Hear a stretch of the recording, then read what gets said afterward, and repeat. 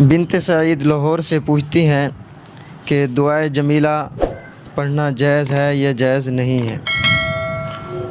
جناب محترمہ، دعائے جمیلہ کے نام سے جو دعا نقل کی جاتی ہے، حضرت محمد مصطفیٰ احمد مجتبیٰ صلی اللہ علیہ وسلم سے یہ دعا منقول نہیں، اور جو اس کی فضیلت بیان کی جاتی ہے وہ بھی من گھڑت ہے۔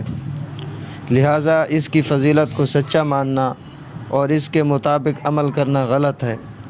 اگرچہ اس کے الفاظ میں عمومی طور پر اسماء الحسنی مذکور ہیں، لیکن بعض کلمات اللہ تعالیٰ کی شان کے مناسب نہیں ہیں، اس لیے بھی یہ دعا پڑھنے سے اجتناب کرنا چاہیے۔ واللہ تعالی اعلم بالصواب۔